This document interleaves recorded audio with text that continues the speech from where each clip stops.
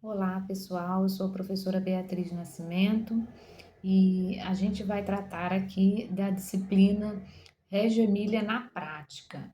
A gente viu na disciplina anterior a abordagem Reggio Emília na educação infantil e nesse momento a gente vai estudar e focar mais na prática de Reggio Emília. Como funciona essa prática de Reggio Emília?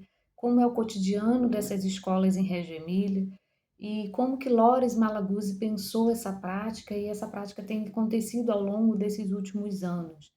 E aí a gente partiu desse para montar esse programa dessa disciplina e montar os slides que vocês terão acesso e todo o material a partir de três autores, né? E um deles é esse material aqui, que é o livro, que são três pessoas que organizaram esse livro, fizeram entrevistas com Loris Malaguzzi, foram até a Reggio Emília e tem alguns aspectos da prática que é esse livro aqui, as 100 linguagens da criança. É um livro de referência, né, para esse material, são autores americanos que prepararam, e além desse livro, foi disponibilizado de material de apoio para vocês dois artigos, o artigo da Tatiana Martins e o artigo da Janaína Souza, que vai tratar sobre essa prática da educação, como acontece a Reggio Emília na prática. Traz alguns aspectos da infância, mas foca mais na prática de Reggio Emília. Então, a partir desses autores, a gente vai ver aqui nessa disciplina, inicialmente, um olhar para essa pedagogia da escuta. Então, um primeiro aspecto a se considerar nessa matéria, nesse tema, é a pedagogia da escuta. A pedagogia da escuta é aquela que tem a criança como protagonista. Isso foi passado muito rápido na disciplina de abordagem Reggio Emília na educação infantil. E aqui a gente foca um pouquinho mais nessa pedagogia da escuta, que é o que vai pautar todo o projeto pedagógico, a proposta pedagógica das escolas de Reggio Emília. Então, a abordagem Reggio Emília, ela se pauta nessa ideia da criança como protagonista no seu processo de aprendizagem, e a ideia principal se relaciona em ouvir, em observar, né, e entender o que essas crianças têm de potencial e como que elas vão desenvolver o trabalho a partir desse potencial das suas diferentes linguagens. Então, para isso é necessário um trabalho de escuta, de perceber as experiências, como que as crianças se relacionam com os materiais disponibilizados, como que acontece todo esse processo, que é um processo que vai trabalhar as experiências práticas dessas crianças no cotidiano, né? Então, a partir disso, essa proposta da pedagogia, a partir da pedagogia da escuta, valoriza a linguagem gráfica. Então, o principal aspecto são as linguagens gráficas com exposições de trabalhos. Então, eles vão trabalhar as diferentes formas de expor seus materiais e as produções das crianças. Um elemento que também chama muita atenção nas salas é que os brinquedos, os materiais, não são materiais, a maioria, né, não são materiais pré-prontos, são materiais reciclados. Os brinquedos são preparados pelas crianças também, construído em conjunto. E como que acontece a rotina, né?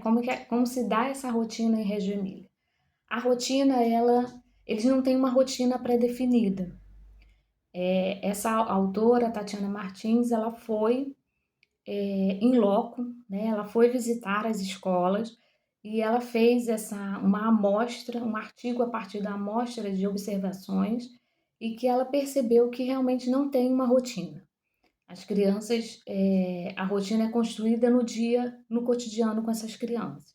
Então, existe um momento de assembleia, que é uma reunião, né? Um momento de conversa, como se fosse para a gente o momento da roda de conversa, em que eles definem como será construído o dia, como será feito todas as atividades desse dia, e não é algo que os professores já trazem pronto, mas é algo que é de continuidade do que esse grupo já está fazendo. Então, a rotina é a partir da continuidade do trabalho que já tinha começado, que já tinha sido iniciado no dia anterior.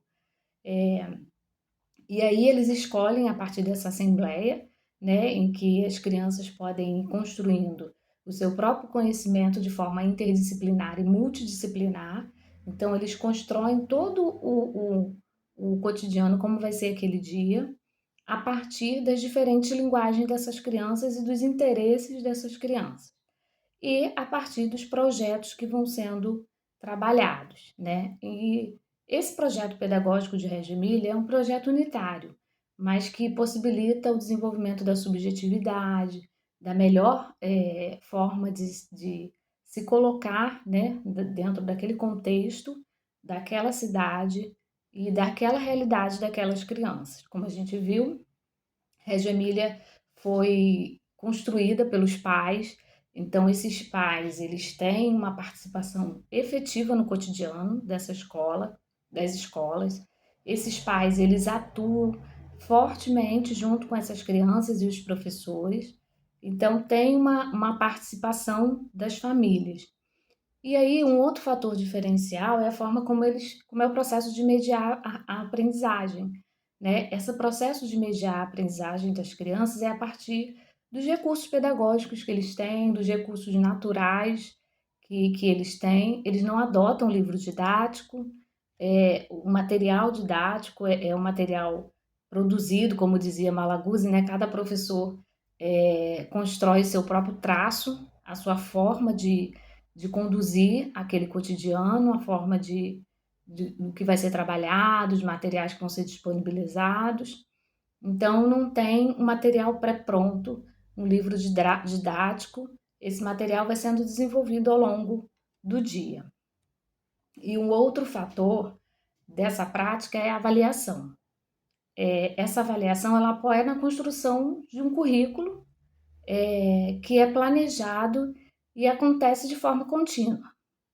Não tem prova, não tem reprovação, não é a partir de atividade que a criança cumpriu, a meta que ela chegou, mas é a partir do dia a dia. No dia a dia, os professores vão documentando a partir de fotografias, de conversas, de relatórios. Esses professores documentam como as crianças estão experienciando as atividades, os projetos que estão sendo desenvolvidos, e aí esse processo se dá em 3 momentos. Se dá em grupo, com as crianças, se dá com os pais e com a participação dos professores.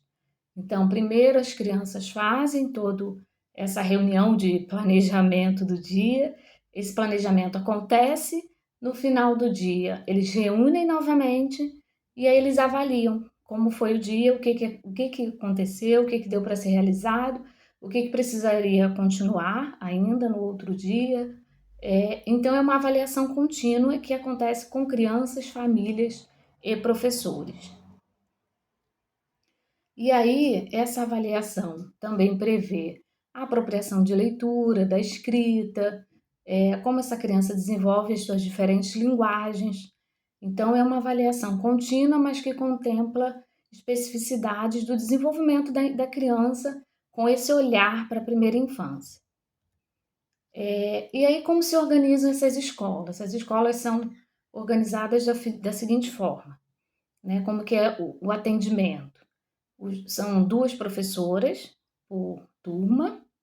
Essa turma ela é dividida em seções, normalmente 2 seções, e aí cada professora fica com uma seção, eles chamam de seção, mas são pequenos grupos. E além das 2 professoras, tem um pedagogista, tem um atelierista, tem a cozinheira e tem a auxiliar de limpeza, né? E normalmente são 3 auxiliares, geralmente. E aí essa equipe de profissionais é que conduzem todo o trabalho em Reggio Emilia, né? E as famílias. Então, todas essas pessoas trabalham em conjunto, é um trabalho coletivo. E aí, quais são as principais características dessa prática? As crianças são encorajadas a explorar o ambiente, as salas são organizadas para apoiar essa aprendizagem e são utilizados esses pequenos grupos para as interações e os processos de aprendizagem dos projetos.